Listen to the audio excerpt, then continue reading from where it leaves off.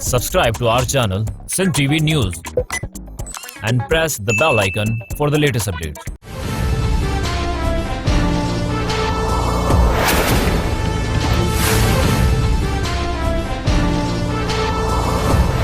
अस्सलाम वालेकुम नाज़रीन राजधानी टाइम प्रोग्राम सां गॾु मां आहियां गौहर गांगरो। नाज़रीन, हुकूमत जे ख़िलाफ़ अपोज़िशन गॾु थिए पई ऐं APC जे हवाले सां बि ॻाल्हियूं थियनि पियूं। न सिर्फ़ु पीपल्स पार्टी पर मुस्लिम लीग नवाज़ बि APC जे हवाले सां चई रही आहे त APC ज़रूरु थियणु घुरिजे ऐं अपोज़िशन खे हिकु गॾियल हिकमत अमली क़ाइमु करणु घुरिजे त हिन वक़्तु जेका हुकूमत जी कारकरदगी आहे उन हवाले सां हुकूमत खे कीअं टफ टाइम ॾिजे। जॾहिं त अॼु अख्तर मेंगल साहब पिणु मुलाक़ात कई आहे बिलावल भुट्टो ज़रदारी सां। बिलावल भुट्टो ज़रदारी प्रेस कॉन्फ्रेंस भी कई है ऐं हुकूमत इंतहाई सख्त तनक़ीद कई है। जेतोणीक हुकूमत जो जो नैरेटिव है वो इहो है त माज़ीअ जी हुकूमतुनि जी कारसतानी जे करे मौजूदा हुकूमत बहराननि जो शिकार है। मईशत जो ॾेवालो निकिरी वियो है, कोरोना जे करे मईशत तबाह थी वई है। इन सबब जेका हुकूमत है वह डिलीवर न करे पई। हाणे हुकूमत ते तमामु वॾा सख्त तंज़ थी रही है, तमामु वॾी तनक़ीद थी रही है तो हुकूमत जी कारकरदगी सवालिया निशान है। जॾहिं त अपोज़िशन पिणु एक्टिव थे पई ऐं मुलाक़ातूं ऐं APC जूं ॻाल्हियूं थियनि पियूं। जॾहिं त हिकिड़ो ॿियो मामिलो आहे त हुकूमत NFC जे हवाले सां हिकिड़ो नोटिफिकेशन ॿीहर जारी कयो आहे ऐं उन में दुरुस्तगी कई आहे। छो त कुझु दरख़्वास्त गुज़ार अदालत जो दर खड़कायो ऐं उन्हनि चयो त जेका फॉर्मेशन है NFC जी नोटिफिकेशन जी उहा गैर कानूनी है। जेतोणीक हुकूमत उहा नोटिफिकेशन ॿीहर जारी कयो आहे ऐं उन में कुझु TROs भी शामिल कया आहिनि ऐं उन्हनि में इहो ॼाणायो वियो आहे त उन TROs जे तहत फाटा ऐं गिलगित बिल्तिस्तान जो भी शेयर रखी सघिजे थो। जॾहिं त सिंध हुकूमत उन TROs जे कुझु शिकुनि ते पिणु एतराज़ कयो आहे ऐं ॾिसिजे त हाणे टे सूबा आहिनि उहे NFC जे हवाले सां कहिड़ो मौक़िफ़ अख़्तियार कनि था ऐं जेको सिंध जो मौक़िफ़ आहे उन्हनि जी सपोर्ट कई वञे थी या न। इहे सभु मामला आहिनि, अॼु इन ते असां डिस्कस कंदासूं। टेलीफोन लाइन ते मौजूदु आहे पाकिस्तान तहरीक इंसाफ जी अॻुवान नौशाबा अंजुम। सलाम अलैकुम नौशाबा साहिबा। जी अस्सलाम वालेकुम गौर साहब, कैसे हैं आप? ठीक, नौशाबा साहबा बड़ी मेहरबानी आपने ज्वाइन किया। ये बताएं कि पाकिस्तान तहरीक इंसाफ की गवर्नमेंट पे अपोजिशन मुसलसल हमले कर रही है और पार्लियामेंट के फ्लोर पे भी अपोजिशन की जानिब से तनकीद आ रही है कि गवर्नमेंट के स्कैंडल आ रहे हैं। जो गवर्नमेंट में मौजूद लोग हैं, कभी चीनी का स्कैंडल है, कभी पेट्रोल का स्कैंडल है, तो कभी आटे का स्कैंडल है, तो गवर्नमेंट डिलीवर नहीं कर पा रही है। बिस्मिल्लाहिर्रहमानिर्रहीम, शुक्रिया गौर साहब आपके मदद करने का। ऑपोजिशन का किरदार बिल्कुल होता है, ऑपोजिशन का रोल होता है। क्रिटिसिज्म ऑपोजिशन का अगर हेल्दी हो, कंस्ट्रक्टिव हो तो ये पार्लियामान में एक अच्छा क्या कह सकते हैं कि उसको लेकर चलने में आगे किरदार होता है। लेकिन यहाँ पर जो क्रिटिसिज्म है वो अपना जो कह सकते हैं ना कि बात जब इनके गिरेबानों के ऊपर आती है, जब इनके गिरेबानों पर हाथ डाला जाता है तो ये सारे लोग वही वाली बात करप्शन बचाओ, चोरी चकारी बचाओ मुहिम के ऊपर ही होते हैं। इनका जो ये एहतजाज है ये गवर्नमेंट के अगेंस्ट नहीं है, ये अपनी तरफ से अटेंशन हटाने के लिए। असल में हमें जो हमारे देखने वाले हैं अगर वो ये बात समझ जाए, हमारी आवाम खासकर कि ये एक दिन के अंदर ना तो मामला जब बहुत ज्यादा ये जो चाहे वो बुरान किसी भी किस्म का है, हम इसके ऊपर चाहे वो चीनी का है, चाहे वो बिजली का बुरान है, कभी भी कोई दिन एक दिन के अंदर ये पैदा नहीं होता। इसके लिए क्योंकि ये जो मौरूसियत के ऊपर या जो बारीकी सियासत के ऊपर ये मुल्क जिसका शिकार रहा, 6-7 खानदान है जो इस पार्लियामान के ऊपर विराजमान रहे। ये पार्लियामान इन्हीं लोगों के घर की लौंडी था। ये पार्लियामान जिसके ऊपर आज ये खड़े होकर बातें करते हैं, ये सिर्फ मुझे बता दें कि इनका किरदार क्या है। पाकिस्तान तहरीक इंसाफ अभी जब एक नई जमात है, किसी गद्दी के ऊपर मौरूसियत के ऊपर नहीं आई, ना तो शहादतों के ऊपर इसने वोट लिए हैं, ना तो इसने किसी की बीमारी की सियासत की है। ये इनका नजरिया जो है वो सिर्फ ये है कि इंसानी हकूक, इंसानी जो ह्यूमन डेवलपमेंट के ऊपर ये बात करते हैं। अब बात ये है कि जो ये दरख्त उगा हुआ है, ये जिसके अंदर ये शाखें जो हमारे पार्लियामान के अंदर जो इस वक्त मौजूद हैं लोग, इसमें से कुछ कबूतर मैं हमेशा कहती हूँ ये इन्हीं जमातों में से, क्योंकि धड़े की पाकिस्तान का जो एक सियासी निज़ाम है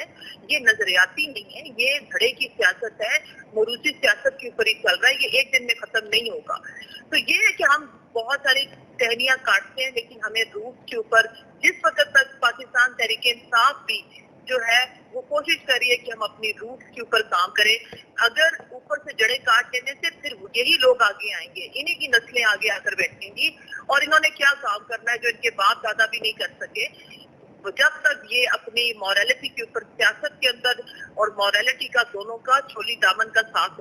होता है, इसके अंदर जिस वक्त तक कौमियत नहीं आएगी, इसके अंदर जिस वक्त तक मॉरलिटी नहीं आएगी, हमें जड़ों के ऊपर काम करना है। और जड़ों में काम करने के लिए आपको ह्यूमन डेवलपमेंट पे काम करनी पड़ेगी, तालीम के ऊपर बात करनी पड़ेगी, सेहत के ऊपर बात करनी पड़ेगी, इसके अंदर इंसाफ के ऊपर बात करनी पड़ेगी, इदारों की खुद मुख्तारी के ऊपर बात करनी पड़ेगी। इदारे जिस वक्त तक खुद मुख्तार नहीं होंगे तब तक ये काम नहीं चलेगा। ये कलेक्टिव वेंचर होता है, पार्लियामान, एस्टैब्लिशमेंट, जिसके अंदर ये पिलर का काम कर रहे होते हैं। हमारी जुडिशरी जो है ये सारा और हमारी जो फौज है ये सब एक पिलर की तरह मुल्क को लेकर चलते हैं और एक पेज पर होने चाहिए। मगर अनफॉर्चुनेटली जो इस मुल्क के ऊपर हुक्मरान आके विराजमान हुए वो जातियात के ऊपर मुफाद की सियासत करते रहे। आज वो मुफाद परस्त जिस वक्त ये सीख रहे हैं, अगर उनका इस वक्त अगर वो ये समझते और ये चीज रियलिटी देते, अगर उनका काम, मगर यही है कि वो उनकी जो आप कह सकते हैं कि जो ये क्रिटिसिज्म है ये सिर्फ और सिर्फ इनके गिरबानों के ऊपर जिस वक्त हाथ आ रहा है, तो ये उन इदारों को चाहे। ठीक है नौशाबा साहब, आपने मोरूसी सियासत की बात की, ये बताएं कि वो तो अपनी जगह एक्सेस करती है, लेकिन ये बताएं कि ये जब अपोजिशन का ये कहना है कि हुकूमत की कारकर्दगी नहीं है और ये बहरान आ रहा है, तो इसका क्या जस्टिफिकेशन है? इसकी जस्टिफिकेशन ये है कि हुकूमत के अंदर जो हुक्मरान होता है वो वालिद का किरदार अदा कर रहा होता है। हुक्मरान जो होता है बात मॉरलिटी उसकी होती है। एक हुक्मरान के साथ जो दरबारी खड़े हुए हैं ना, हमारे दरबारी कह ले, जो लोग गिर्द गिर्द है, चाहे वो हमारी अपनी जमात से हैं, चाहे वो हमारे ऑपोजिशन से, हमारा एक नजरिया था, हम एक नजरिए के ऊपर अपना जो हमने अपना पहले ही जो था वो अपना दे दिया था मैंडेट कि ये तहरीक इंसाफ का मैंडेट है, इसको अगर आप अग्री करते हैं हमें ज्वाइन करें। जैसे मैंने आपसे कहा कि इन्हीं खानदानों के, इन्हीं लोगों ने हमें भी ज्वाइन किया, क्योंकि अनफॉर्चुनेटली ऑपोजिशन में आप लीडरशिप मुझे बता दें, लीडरशिप ऑफ दो मेजर जमातें जो हैं, जो नून लीग है वो इस वक्त आपके सामने है, वो तो मुल्क से भागे हुए हैं, उनके बच्चे मुल्क से बाहर हैं, और वो तो अगर उनके ऊपर बात करो या उनको बुलाओ तो उनके पास सवाए अपनी एक्सक्यूजेस के, अल्लाह मियां इन सबको सेहत दे, इनके पास कहने के लिए, देने के लिए, डिलीवर करने के लिए कुछ भी नहीं है। इनको मौका अवाम ने इनको मौका दिया, बार बार दिया मौका कि ये अपना रोल प्ले करें। जहां तक पीपल्स पार्टी का ताल्लुक है, पीपल्स पार्टी बिल्कुल हम मानते हैं दीदी की अपनी एक विजन था बेनजीर भुट्टो का, वो एक अच्छी लीडर थी, उनकी एक अपना नजरिया था, उनका एक अपना किरदार था। भुट्टो के किरदार को हम मानते हैं बिल्कुल, एक जमहूरियत उनका नजरिया था, अवाम की पार्टी थी। लेकिन अब अगर उस तसलसल को हम देखें तो वो तसलसल हमें ना तो नजर आ रहा है जरदारी साहब के अंदर, वो तसलसल अगर आप हमसे मांगते हैं वो रिस्पेक्ट वो गेन नहीं कर सके, ना वो मॉरलिटीज को लेकर वो चल सके हैं, और ना ही बिलावल के अंदर अभी मेरे ख्याल में उतना वक्त शायद लग जाए उनको, और ना ही हम समझते हैं कि वो इस विजन को लेकर आगे चल सकते हैं। तो अवाम के पास, लीडरशिप के पास चॉइसेस नहीं है। ये जो काम अभी हो रहा है, हम जो शोर मचा रहे हैं, इसका जब आप दरख्त भी लगाते हैं, ग्रीन पाकिस्तान की बात करते हैं, तो जो आज आपने लगाया है तो हम तो शायद ना खाएं उसका फल, लेकिन हमारी आने वाली नस्लें उसका फल खाएंगी। जब तालीम के ऊपर, मेरिट के ऊपर बात करेंगे, तो आज जो हमने लोगों में सोच बेदार कर दी है, यही एक लीडर का काम होता है कि अवाम में शऊर और आगही, आज जो हम बात कर रहे हैं, आज जो हम इंसाफ की बात कर रहे हैं, आज हम जो मेरिट की बात कर रहे हैं, आज हम जो करप्शन की बात कर रहे हैं, अभी तो मेंटल हेल्थ के ऊपर भी बात होनी शुरू हो गई, आज से पहले नहीं हो रही थी। ये सोच जो बेदार हो गई है ना, अभी इंशाल्लाह आने वाले वक्त में इस पे वक्त लगेगा, क्योंकि जड़ों पर जब काम होता है, रूट पे काम होता है, ये वो हुक्मरान करता है जिसकी अपनी जाति कोई इंटरेस्ट नहीं होता, وہ نظریے کے اوپر آیا ہوتا ہے, وہ ڈلیور کرنے کے لیے آیا ہوتا ہے. تو ڈلیور جن لوگوں نے کرنا ہے, یہ ایک دن میں وہ لوگ ہٹیں گے نہیں. ہمارے پاس بھی کچھ لوگ بالکل ہیں, ہم پاکستان تحریک انصاف کسی گرجز کے اندر ذاتیات کے یا ہمارا کسی سے پرسنل لڑائی نہیں ہے,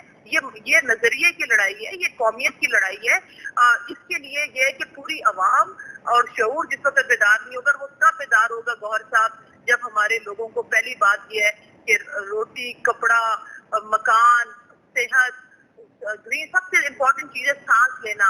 گرین انوائرمنٹ. ہماری آپ دیکھیں اس سے پہلے کدھر بات ہوئی تھی, کدھر اس سے پہلے کام ہوا تھا. تو یہ شروع جو ہوا ہے ڈیم, آپ دیکھیں بھاشا ڈیم, ہم نے سنا تھا, ہم پیدا ہوئے تھے تو ہم نے سنا تھا بن رہا ہے, لیکن آج اس کے اوپر امپلیمنٹیشن سٹارٹ ہو گیا ہے. تو یہ کام عمران خان اپنے لیے نہیں کر رہا, نہ تو اس نے اپنے بچوں کے لیے کرنا ہے, یہ وہ اس ملک اور ہمارے آنے والی نسلوں کے لیے کر رہا ہے. یہ ایک دن کے اندر ہم کوئی شاپنگ بیگ میں بھر کے لے کر نہیں آئے تھے کہ بحران, یہ ہمیں وراثت میں ہماری پلیٹ میں ہمیں یہ ملا تھا. ملک اس وقت جس دیوالیے کا شکار تھا, دیکھنے میں وہ بالکل ٹھیک لگ رہا تھا, لیکن اس کی جو ساکھ تھی, اس کی بنیادیں کھوکھلی ہوئی ہوئی تھی. ہم بنیادوں پر کام کر رہے ہیں اور وہ کام انشاءاللہ وقت کے ساتھ. نوشابہ صاحبہ, یہ تو باتیں جو آپ کر رہی ہیں بہت اچھی باتیں ہیں, لیکن کہا یہ جا رہا ہے کہ یہ پی ٹی آئی گورنمنٹ جو باتیں کر رہی ہے وہ اس کا رزلٹ نہیں آ رہا ہے. 2 سال ہو گئے. میں نے ابھی آپ سے کہا نا کہ کیسے نظر آئے گا آپ کے پاس. ابھی تو ہم نے, آپ دیکھیں کہ ہمارے اپنے لوگوں میں بھی چاہے کسی کے اوپر بھی کوئی بھی ایلیگیشن لگی, کسی ادارے نے ان کے اوپر بھی ہاتھ رکھا یا ان کی بھی اکاؤنٹیبلٹی کی بات کی, تو پاکستان تحریک انصاف میرے خیال میں پاکستان کی ہسٹری میں وہ پہلی جماعت ہے, چاہے وہ سینٹ کے الیکشن تھے, چاہے وہ ابھی بھی اس وقت بھی اکاؤنٹیبلٹی کی بات ہوئی, اس کے لیے کوئی بھی مستثنا نہیں رہا, چاہے وہ ہمارے اپنے عمران خان کے اپنے گھر کے لوگ بھی تھے. تو بالکل ایسا ہی ہے کہ وقت لگتا ہے لوگوں کے مائنڈ سیٹ بدلنے کے اندر. اس سے پہلے یہی تھا کہ پالیٹکس کا مطلب یہ تھا کہ آپ آ کر بیٹھے ہیں اور آپ نے, حالانکہ پالیٹیشین کا کام ہے وہ عوام کے لیے آتا ہے, اس سے پیسہ اپنا عوام پہ لگانا ہے. یہاں پر الٹا حساب تھا, جو پالیٹیشین آئے تھے وہ جو عوام کے خون پسینے کا پیسہ تھا وہ بھی لوٹ کر انہوں نے ملک سے باہر اپنی جائیدادیں بنا دی. بالکل وہ تو ابھی اگر آپ یہ دیکھیں نا کہ یہ جو رپورٹ نہ آتی ہے ہمارے پاس, اس سے پہلے پاناما کے اس سے پہلے کس کو پتا تھا؟ یہ لوگ پارلیمنٹ میں کھڑے ہو کر ہی دکھاتے تھے کہ دیکھیں جی ہمارے پاس ثبوت ہے, ہمارے پاس تو, ہمارے اوپر تو کوئی ایلیگیشن بھی نہیں ہے. تو یہ اس کے بعد بات چیت شروع ہو گئی اور لوگوں کو اویئرنیس آئی. ابھی یہ وقت لگے گا, سب لوگ برے نہیں ہوتے, سب جماعتوں میں ہم نہیں کہتے کہ پیپلز پارٹی میں سب لوگ غلط ہیں یا نون لیگ میں سب غلط ہے. بات پارٹیز کی نہیں ہے, بات ان خاندانوں کی اور ان لوگوں کی ہے جو کہ ان کرسیوں کے اوپر آ کے, کسی کے والد کی کرسی نہیں ہے, کوئی بھی آ سکتا ہے, کوئی بھی اپنا رول پلے کر سکتا ہے, لیکن وہ نظریہ قومیت ہونا چاہیے. یہ وقت لگے گا یہ لوگوں کی سوچ بدلنے کے لیے. آج ہر ایک کو یہ سمجھ سکتا ہے کہ اگر وہ اپنا رول, ہر پاکستانی اگر وہ کسی بھی خطے سے ہے, چاہے امیر ہے چاہے غریب ہے, اگر وہ یہ, ابھی سب کو یہ بات میرے خیال میں سوچنی چاہیے کہ کل ہم بھی آ کر اس پارلیمان کے اندر بیٹھ کے اپنا رول پلے کر سکتے ہیں. یہی اپرچونٹی ہم دینا چاہتے ہیں لوگوں کو, اسی کے اوپر بات کریں. آج میں آپ کے ساتھ بات کر رہی ہوں, اس سے پہلے آپ مجھے بتا دیں, پیپلز پارٹی کی مثال آپ کے سامنے اور آپ کے سامنے نون لیگ کی مثال ہے. آپ مجھے بتا دیں کہ ان کے اپنے جو لوگ بیٹھے ہیں, جو آپ کے میڈیا میں بھی سامنے آ کر بیٹھتے ہیں, یہ وہی لوگ ہیں جو کہ ان کے جدی پشتی بیٹھے, یہ کسی عام انسان کو یا اپنے پارٹی کے کارکن کو یا اپنے کسی کو یہ موقع نہیں دیتے کہ وہ آ کر ان کی پارٹی کو ریپرزینٹ کر سکے. یہ موقع آج اگر ہمیں دیا ہے پاکستان تحریک انصاف نے, تو یہ یوتھ کی جماعت ہے, یہ لوگوں کی جماعت. ٹھیک ہے نوشابہ انجم صاحبہ, آپ کی بڑی مہربانی, آپ نے ٹائم دیا. ناظرین ہتے وٹوں تا مختصر بریک, بریک کھان بعد حاضر थींदासीं.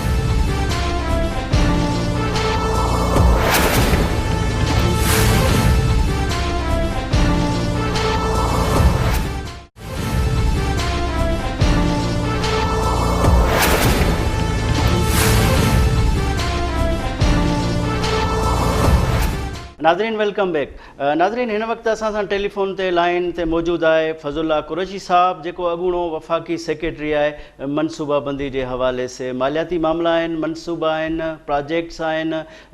یا NFC کے حوالے سے تمام گھنی مہارت رکھنداس. فضل اللہ صاحب کہڑا حال ہیں تواں جا؟ महिरबानी।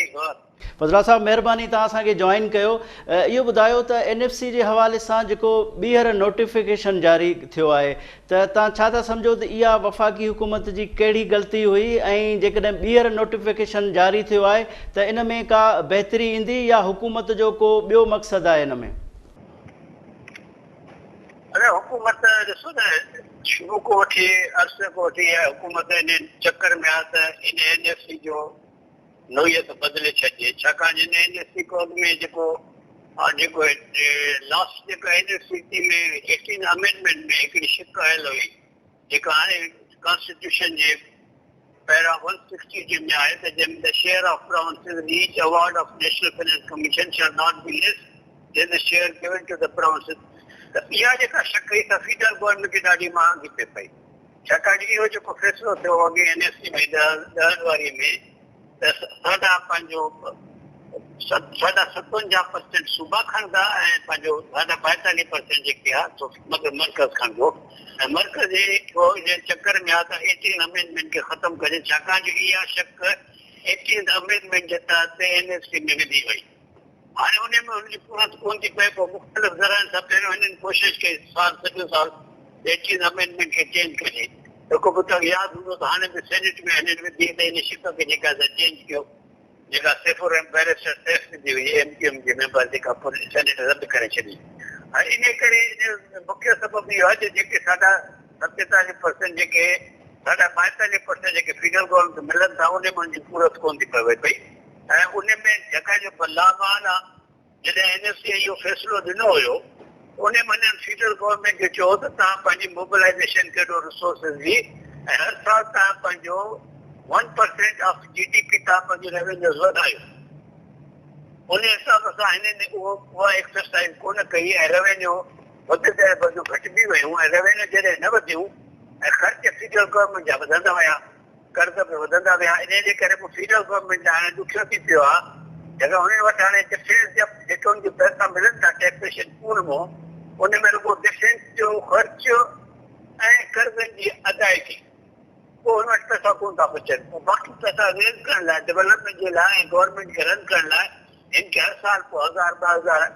बिलियन रुपया उधार वठणा पवंदा। हाणे उहो चवंदा त सॼो इलाजु जेको NFC में, हालांकि इहा ॻाल्हि ग़लति आहे, छाकाणि NFC में जेके फार्मूला चेंज बि कंदा त 300-400 अरब रुपया हेॾे होॾे थींदा, पर फेडरल गवर्नमेंट जो खसारो जेको आहे हिन खां वधीक आहे। बहरहाल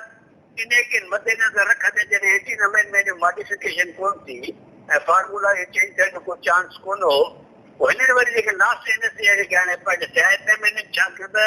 हिन चयो त सूबा हाणे भाईवार थियनि असां सां, गिलगित बल्तिस्तान ऐं फाटा ऐं जेके ख़र्चनि में ऐं जेके डिफेंस जे ओरिएंटेड ख़र्च आहिनि, सिक्योरिटी रिलेटेड एक्सपेंसिस ऐं रीपेमेंट ऑफ डेट्स ते, इहे जेके ख़र्च में जेका सूबो धन लाइ वठनि, इहा जेका हुई त अनकॉन्स्टिट्यूशनल ॻाल्हि हुई, ऐं छाकाणि जो NFC आहे between provinces and the federal government, federal माना पाकिस्तान ऐं सूबा, ऐं जेके पंहिंजो गिलगित बल्तिस्तान इहे सूबा डिक्लेयर कंदा आहिनि, इन करे उन्हनि जो NFC ते कोई राइट कोन थो पए। अच्छा, जॾहिं कुरैशी साहब जॾहिं आइनी तौर ते फाटा या गिलगित बल्तिस्तान NFC जो शेयर होल्डर न आहे त पोइ जॾहिं शेयर होल्डर उनखे बणायो वेंदो त ज़ाहिर आहे इहो अमल गैर क़ानूनी ऐं गैर क़ानून हूंदो, वफ़ाक़ी हुकूमत कीअं जस्टिफाई कंदी? इन करे ॾिसो न, इहा बेवकूफ़ी आहे न, जॾहिं तव्हां चवंदो त बाबा जी टीम जेका आहे तमामु हिकिड़ी इनकॉम्पिटेंट क़िस्म जी टीम आहे, जंहिंजे करे इहा डिलीवर कोन थी करे सघे। हीउ जेको थियो त इन में नतीजो जो सभिनी सूबनि प्रोटेस्ट कयो, इधर के इस्लामाबाद में रिट थी, कोयटा में रिट थी, सिंध हाई कोर्ट में रिट थी, ऐं ख़ुदि KP में रिट थी जेको हुनजो पंहिंजो सूबो आहे। कोयटा वारे रिट जो त फ़ैसिलो अॻु में अची वियो, जंहिंमें हुननि चयो त भाऊ इहा ग़लति आहे, या नोटिफिकेशन ॿीहर कजो, ऐं पोइ इस्लामाबाद वारी रिट ॾियूं हुई, रिट खे फ़ैसिलो ॾियणो हो, हिन नई नोटिफिकेशन पेश कई, ऐं नई नोटिफिकेशन ते बि एतिराज़ थी बि सघे थो, नथो बि थी सघे, छाकाणि हिननि जेके इरिटेंट हुया, जेके शुरू वारा इरिटेंट हुया, जंहिंमें हिननि पार्टनर्स कया, उहा जेके नॉन सूबा आहिनि उहे पार्टनर्स कया, ऐं सिक्योरिटी ख़र्च बि कयो त ॾींदो, सूबा ॾींदा, कर्ज़नि जे डेट रीपेमेंट जे सूबे जी ॻाल्हि करे, इहे सभु जेके इरिटेंट्स हुआ से हिननि ख़तमु करे छॾिया, पर हिननि कुझु नवां विधान शक विधी अथऊं जेके یہ हल्का उहा कंट्रावर्शियल आहिनि, मतिलबु आहे त हुनखे कोन चवंदो त अनकॉन्स्टिट्यूशनल आहिनि, उहे जेके आहिनि उहे कंट्रावर्शियल आहिनि, जंहिं ते जेको एतिराज़ कयो आहे पंहिंजो सिंध जे चीफ मिनिस्टर। उन में बि इहो आहे त हुननि चयो आहे त भई सूबाई हुकूमत भाङे भाईवार ते ओड़नि एक्टिविटीज़ में जेके सूबनि जो मर्कज़ में आहिनि ऐं मर्कज़ जूं सूबनि में आहिनि। ॿियो चऊं त जेका नेशनल प्रोजेक्ट्स जेके आहिनि उन्हनि जी फाइनेंसिंग में भाईवार ते, ऐं टियों जेको आहे त जेके ट्रांस प्रोविंशियल माना हिक खां वधीक सूबे में प्रोजेक्ट्स आहिनि। हाणे इहा प्रैक्टिस ते ऑलरेडी आहे, जेका नई ॻाल्हि कोन्हे, पर NSC इन जो फ़ैसिलो करे कोन थी सघे पई, छाकाणि NSC जे मैंडेट में अचे बि कोन नथो अचे। इहे NSC में शामिल इन करे विया आहिनि छाकाणि जो कॉन्स्टिट्यूशन में जेका NSC जी कंपोजिशन आहे,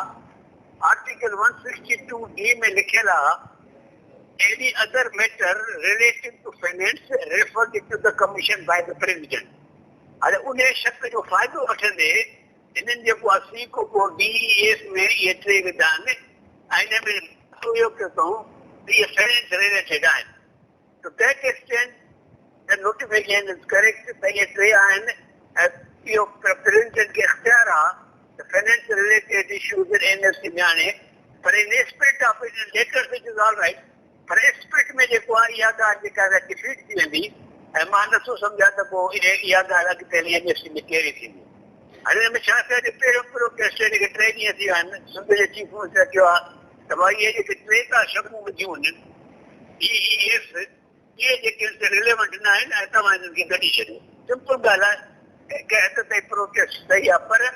अञा ॿियनि सूबनि वटि उन ई शइ खे वोट कोन मिली आहे। चीफ मिनिस्टर ख़त जेको आहे सो सभिनी NSC जे मेंबर ते कापी हल आहे, पर उतो कोन आयो आहे का वोट। मुंहिंजो हिन में ज़ाती ख़्यालु इहो त जेकॾहिं इहे विधियल पिया आहिनि, इहे डेस्क ते डिस्कस थी सघनि। इहे जेके आर्टिकल 3 आहिनि, इहे डेस्क ते डिस्कस करे तव्हां हिननि खे रिजेक्ट करे सघो था, छाकाणि अहिड़ी का ॻाल्हि कोन्हे जो NSC डिस्कस करे ऐं सूबा जॾहिं चवनि त भाई इहो रिलेवेंट न आहिनि, इहे कढी छॾनि। पर इन जे करे NSC जो बाइकाट करणु या NSC खे न मञणु मुंहिंजे ख़्याल में उहो जेको आहे सही कोन्हे। कुरेश साहब, जेकॾहिं CM इन्हनि शिकुनि ते जेको एतिराज़ कयो आहे त तव्हां छा था सम्झो इहो मामिलो CCI में बि वञी सघे थो, या सिंध ॿियनि सूबनि सां बि इन हवाले सां लॉबिंग करे सघे थी त पोइ इहो मामिलो सेटल थी सघे थो? बिल्कुलु, जेके ॿियनि सूबनि सां लाॻू त कई अथऊं न, या ॿियनि सूबनि जे ॿियनि, पर ॿियनि सूबनि रिएक्ट न कयो आहे। पर इहो जेको आहे सो बजाए कोर्ट में चैलेंज करण ते ऐं ॿाहिरि वञण ते NSC में वेही करे इनखे तव्हां सेटल करे सघो था। न हाणे असां इहे ॾिसो हिन वक़्तु गौर छा आहे कि इहे सभु जेके 3 एक्टिविटीज़ आहिनि, इहे एक्टिविटी नेशनल इकोनॉमिक काउंसिल कंदी आहे, छाकाणि रिलेटेड आहिनि मुंहिंजे ख़्याल में डेवलपमेंट प्रोजेक्ट्स सां ऐं उनजी कास्ट शेयरिंग सां। इहे सभु ॻाल्हियूं हर साल जॾहिं तव्हांजो नेशनल इकोनॉमिक काउंसिल वेंदी आहे, इन खां अॻु में एनुअल प्लान कोऑर्डिनेशन कमेटीअ में जेके सूबा मेंबर आहिनि ऐं सेंट्रल डेवलप वर्किंग पार्टी आहे जेके सूबा मेंबर आहिनि, ऐं हिकु ॿ 3 इदारा ज़ैली इदारा आहिनि जेके नेशनल इकोनॉमिक काउंसिल जा मक़सद आहिनि। उते इहे सभु ॻाल्हियूं डिस्कस थींदियूं आहिनि, ख़ुशूसन जेके मिसाल तौर जेके चवनि था त ट्रांस प्रोविंशियल मैटर आहे। ट्रांस प्रोविंशियल मैटर जे डेवलपमेंट में छा आहे, राइट बैंक आउटफॉल ड्रेन आहे, अधु कुझु पोर्शन आहे जो बलूचिस्तान में आहे, RBO कुझु सिंध में आहे। फेडरल गवर्नमेंट चयो त बजाए 2 सूबा जो वॾनि पाण में असां था फाइनेंस कयूं।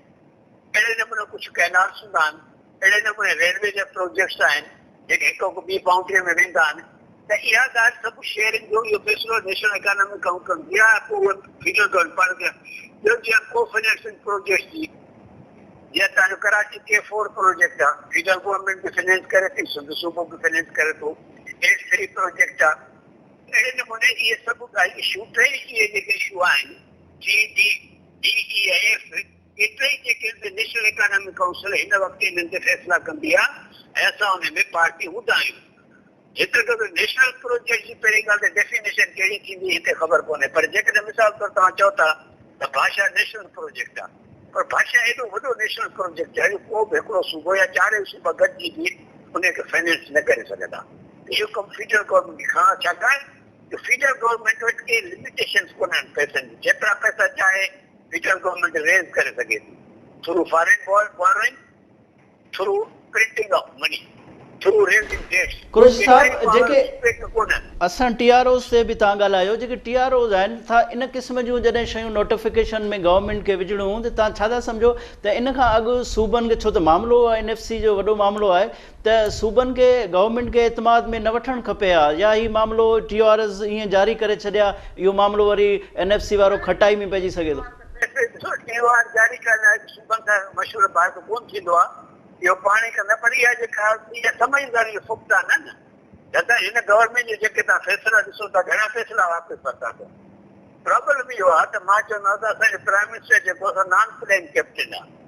हुनखे ख़बर कोन थी पए त थिए छा थो फील्ड में, हर इशू ते ड्रॉ बैक था कनि, कॉमन सेंस बिल्कुलु कोन्हे, का एक्सपीरियंस तव्हांखे कोन्हे, पर तव्हांजे टीम में हुअणु घुरिजे जेका तव्हांखे सभी सलाह ॾे।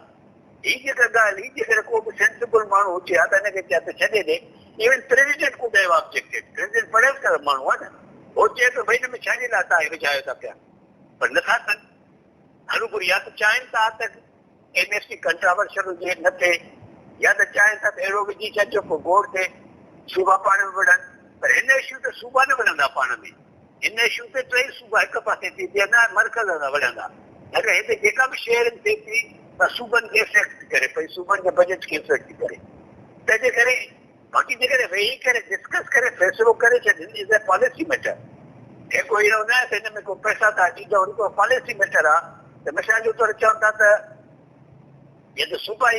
जेके शयूं आहिनि त मर्कज़ जेका फाइनेंस करे थो त उनजो छा थियणु घुरिजे, भई मर्कज़ छो थो करे फाइनेंस, हिन खां त हायर एजुकेशन कमीशन आहे,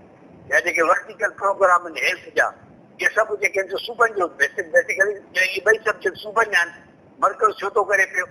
मर्कज़ न करे हा, मर्कज़ करे थो त हाणे मर्कज़ करण में। अहिड़े नमूने नेशनल हाईवे अॻे त कोन हूंदा, नेशनल हाईवे अथॉरिटी ठही आहे, नेशनल हाईवे 7273 में, ऐं अथॉरिटी ठही देरि सां, त उहो फेडरल गवर्नमेंट पाण ठाही। इहे सभु रोड जेके आहिनि, जेका नेशनल हाईवे जेके तव्हां चओ था, इहे सभु सूबा पाण कंदा, वेस्ट पाकिस्तान कंदो, सिंध बि कंदी, 1977 ते सूबा कंदा, पोइ फेडरल गवर्नमेंट पंहिंजे फीचर विझो, हाणे त अची कनि पिया। त इहे जेके शयूं आहिनि से वेही करे डेस्क ते करे सघजनि साठो, पर इन टिनि इशू जे करे मुंहिंजे ख़्याल में NFC जो बाइकाट कोई न करे ऐं गॾिजी करे वेही करे फ़ैसिलो कनि। ठीकु आहे, तव्हांजो चवणु आहे त NFC जो बाइकाट न करणु खपे ऐं सूबा वेही सलाह मुशावरत सां इन मामले खे हल कनि। फज़लुल्लाह कुरैशी साहिबु, तव्हांजी वॾी महिरबानी, तव्हां NFC जे हवाले सां इनपुट ॾिनो। नाज़रीन, हिते वठूं था मुख़्तसिर ब्रेक, ऐं ब्रेक खां बाद हाज़िर थींदासीं।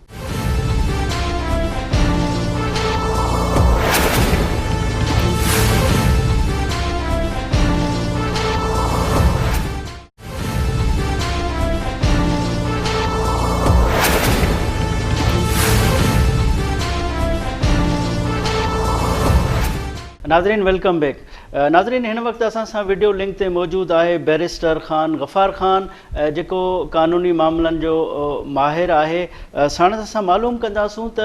NFC में जेके क़ानूनी पहलू आहिनि, उन जा मामला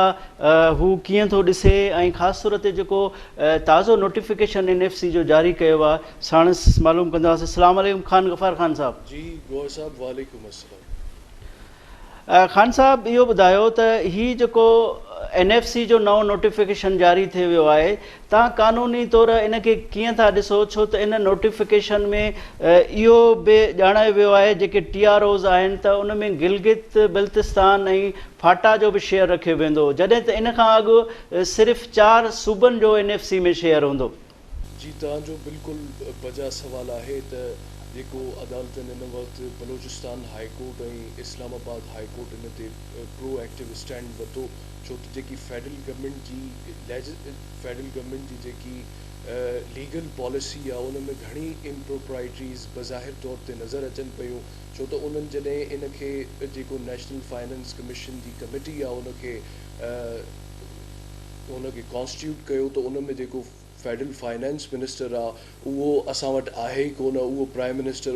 उन मिनिस्ट्री खे हेड था कनि, जॾहिं त उन्हनि एडवाइज़र खे रखियो। त इन मां इहा ख़बर थी पए त फेडरल गवर्नमेंट जेकी आहे उहो तमामु इनकॉम्पिटेंसी जे तहत हले थी पई, जिन्हनि खे बेसिक मामलात बि जेके स्टेट फंक्शनिंग जा आहिनि उहे ख़बर न आहिनि, ऐं जंहिंजी वजह सां कोर्ट्स खे इंटरवीन करिणो पियो ऐं उन्हनि खे फेडरल गवर्नमेंट खे पंहिंजो नोटिफिकेशन वापसि वठी, जीअं त अटॉर्नी जनरल ऑफ पाकिस्तान उन्हनि खे यकीन दहानी कराई ऐं वापसि वठी हिकिड़ो ॿियो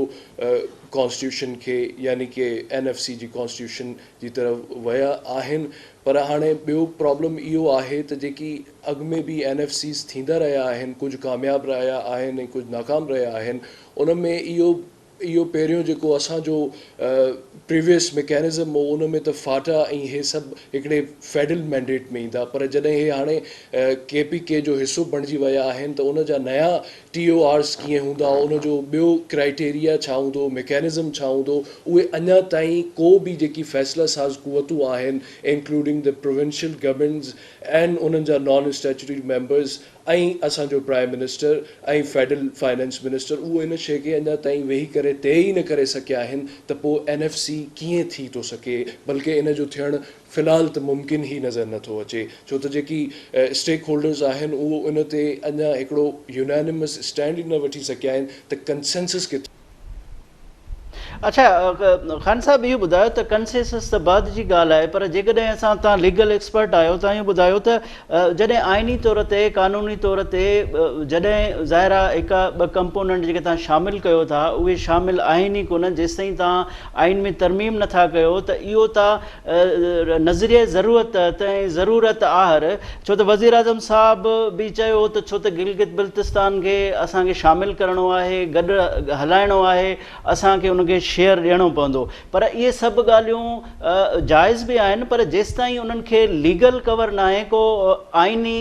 जेका छटरी आहे उहा असां उन जे मथां नथा आणियूं, त पोइ इहो मामला इहे सभु कीअं थी सघनि था? ऑब्वियसली इहा ॻाल्हि तव्हांजी बिल्कुलु ठीकु आहे त छो त गिलगित बल्तिस्तान ऐं ॿियनि मामलनि खे जेसिताईं कॉन्स्टिट्यूशनल प्रोटेक्शन न मिलंदी, उनखे कॉन्स्टिट्यूशन में इहो वाज़े तौर ते मैनिफेस्ट न कयो वेंदो त उहे हाणे हिकिड़ो प्रोविंशियल हिसो रखनि था, प्रोविंशियल ऑटोनॉमी रखनि था या उन्हनि जी रिप्रेज़ेंटेशन ऐं उनजी उहा लीगल कवर मिले तो उन खां पोइ तव्हां इहे मामला तय था करे सघो। बज़ाहिर तौर ते जेको फेडरल गवर्नमेंट डिसीजन वठे थी ऐं जेको चए थी उन में ज़मीन आसमान जो फ़र्क़ु थो नज़र अचे ऐं उन्हनि खे इहो खपे त जेके स्टेक होल्डर्स आहिनि उहे वेहनि, उन खां पहिरियों फेडरल गवर्नमेंट खे पंहिंजी लीगल टीम खे विहारे इहो फ़ैसिलो करिणो पवंदो त तव्हां गिलगित बल्तिस्तान जी जेकी कॉन्स्टिट्यूशनल स्टेटस आहे उनखे कहिड़ी सूरत में रखणु था चाहियो, आया तव्हां उनखे हिकिड़ो प्रोविंस था डिक्लेयर कयो या तव्हां उनखे का बि ऑटोनोमस रीजन था डिक्लेयर कयो, पर जेसि ताईं उहा हिननि जी पॉलिसी वाज़े न थींदी ऐं उनखे उहो कॉन्स्टिट्यूशन जे पेपर ते इनग्रेव न कंदा, अमेंडमेंट न कंदा, तेसि ताईं त इहा सॼी जी सॼी जेके चइबो आहे कि कॉन्स्टिट्यूशनल एक्सरसाइज़ आहे उहा वेन थी वेंदी, उहा ज़ाया थी वेंदी ऐं उनजो को बि फ्रूटफुल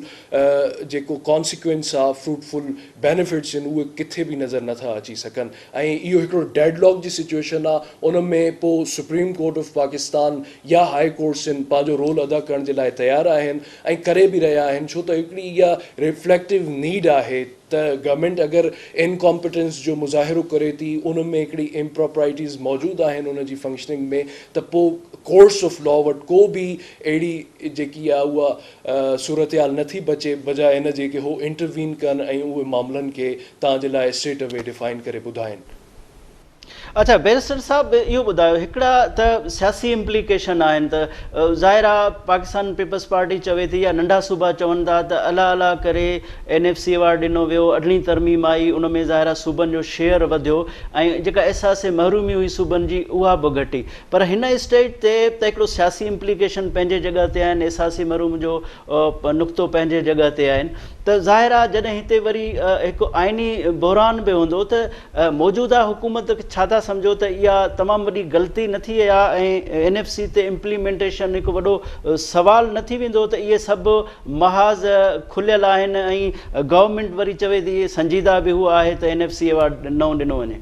तव्हांजी बिल्कुलु बजा कंसर्न आहे त पर प्रॉब्लम इहो आहे त फेडरल गवर्नमेंट जॾहिं खां आई आहे पावर में उन्हनि ॻाल्हियूं त वॾियूं कयूं, पर उन्हनि जा जेके असरात आहिनि उहे किथे बि नज़र कोन था अचनि। उन्हनि इन सभिनी मामलात खे सुठे तरीक़े सां सां टैकल करण जी ॻाल्हि कई पर टैकल कंदे नज़र कोन था अचनि। त प्रॉब्लम इहो आहे त जॾहिं बि तव्हां कंहिं बि फेडरेशन खे उन जे जेके फेडरेटिंग यूनिट्स आहिनि उन में हिकिड़ो कॉर्डियल रिलेशनशिप बिल्ड करण जी कोशिशि कंदा आहियो त पोइ फेडरेशन खे इलाही सेक्रीफाइसिस करणा पवंदा आहिनि। पर बदकिस्मती सां अनफॉर्चुनेटली पाकिस्तान जी जेकी फेडरल गवर्नमेंट आहे उन्हनि ईंदे ई जेकी आहे उहा 18th अमेंडमेंट जेकी हिकिड़ो रेवोल्यूशनरी मेजर थियो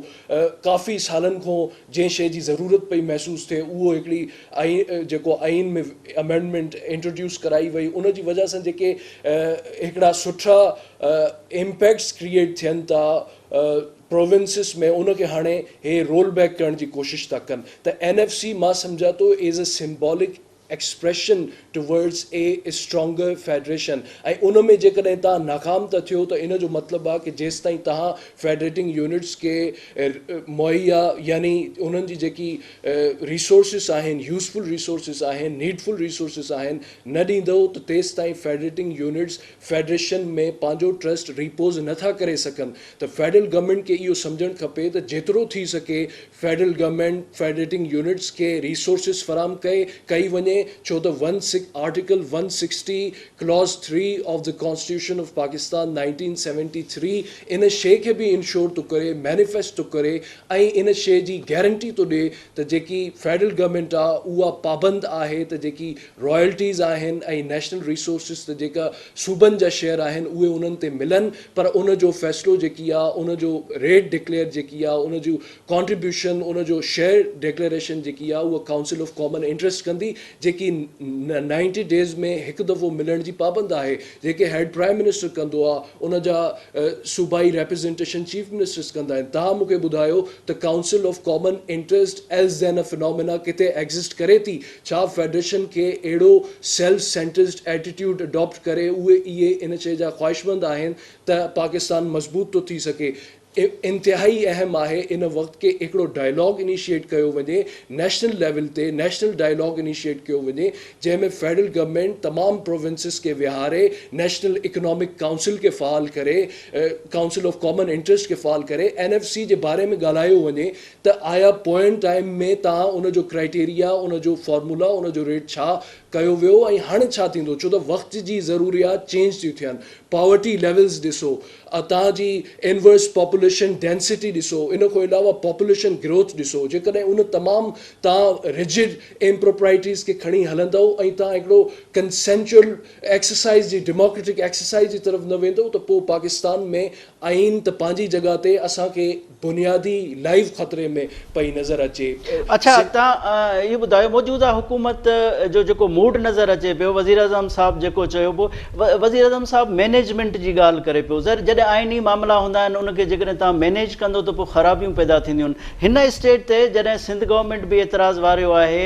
जेकॾहिं सिंध गवर्नमेंट सां ॿिया सूबा बि गॾु नथा थियनि त पोइ तव्हां छा था सम्झो आइनी तौरु क़ानूनी तौरु छा बहितर आहे त CCI में इहो मामिलो सेटल थींदो या सिंध गवर्नमेंट खे कोर्ट में वञणु घुरिजे या को ॿियो हल आहे? ॾिसो जेके बि क़ानूनी मामलात आहिनि इंटर प्रोविंशियल कोऑर्डिनेशन आहे ऐं वफ़ाक़ ऐं सूबनि जा मामलात आहिनि त क़ानून में इहो क्लियरली मैनिफेस्ट कयो वियो आहे त उन जो जेको फ़ैसिलो आहे उहो काउंसिल ऑफ कॉमन इंटरेस्ट कंदी। अगरि उन जे रिसोर्सिस में प्रॉब्लम थो अचे त उहो हिकिड़ो legal tribunal arbiter supreme court of Pakistan appoint कंदी जेको सूबनि ऐं फेडरेशन जे दरमियान फ़ैसिलो कंदो। इहो त हिकिड़ो क़ानूनी नुक़्तो आहे कि बाबा तव्हांजी रेमेडी आहे जेके तव्हां अवेल था करे सघो। इन खां अलावा प्रॉब्लम इहो आहे त फेडरल गवर्नमेंट जेकी आहे उहा इन वक़्तु इन पोज़ीशन में आहे त उनखे सेक्रीफाइस करण जी ज़रूरत आहे छो त प्रोविंसिस खे जेसि ताईं तव्हां लीडरशिप बहितर न हूंदी फेडरल गवर्नमेंट लीड न कंदी त तव्हांजा जेके फेडरेटिंग यूनिट्स आहिनि उहे तव्हांजी तरफ़ ॾिसनि था इमरान ख़ान जी तरफ़ ॾिसनि था। जेकॾहिं हो इन वक़्तु हिकिड़ो लीडिंग स्टेप न खणंदो पंहिंजे मामलात सियासी पॉलिटिकल वेंडेटा खे साइड न कंदो ऐं इन सभिनी खे हिकिड़े प्लेटफॉर्म ते विहाए करे न वठी मिलंदो त पाकिस्तान जी फेडरेशन इन वक़्तु हिकिड़े ग्रेव क्राइसिस जो शिकार थियण जे बिल्कुलु वेझो आहे। जीअं त मां पहिरियों बि चयो, काउंसिल ऑफ कॉमन इंट्रस्ट जहिड़ो फिनोमिना में एग्ज़िस्ट थी करे रियलिटी में उन जो इम्पैक्ट किथे पवंदे नज़र ई कोन थो अचे। ऐं जेकॾहिं असां इन सभिनी मां नाउमीद थी करे सुप्रीम कोर्ट ऑफ पाकिस्तान वटि वञंदासीं, हायर कोर्ट्स ऑफ लॉ वटि वञंदासीं, त पोइ तव्हां इहो ॿुधायो कि जेकी स्टैचुटरी कॉन्स्टिट्यूशनल बॉडीज़ आहिनि, जेको office of the prime minister आहे, प्रेसिडेंट आहे, फेडरल कैबिनेट आहे, इन्हनि जो रोल किथे आहे? छा इहे छड़ो सियासी नैरेटिव विकामण जे लाइ इस्तेमालु था थियनि, या हे पंहिंजो रियल इम्पैक्ट मासिस में क्रिएट था करणु चाहिनि, जेको कानूनी तौर ते पाकिस्तान जे अवाम जी ऐं पाकिस्तान जी इलाक़नि जी हिफ़ाज़त ऐं उन्हनि जे वेलफेयर जे लाइ कमु करणु आहे। ठीकु आहे बैरिस्टर ख़ान गफ़ार ख़ान साहब, तव्हांजी वॾी महिरबानी, तव्हां टाइम ॾिनो। नाज़रीन, ही शो तव्हां ॿुधो ईंदड़ राजधानी टाइम में कंहिं नए मौज़ू सां गॾु हाज़िर थींदासूं। पंहिंजे मेज़बान गौहर गांगरो खे इजाज़त ॾींदा। अल्लाह हाफ़िज़।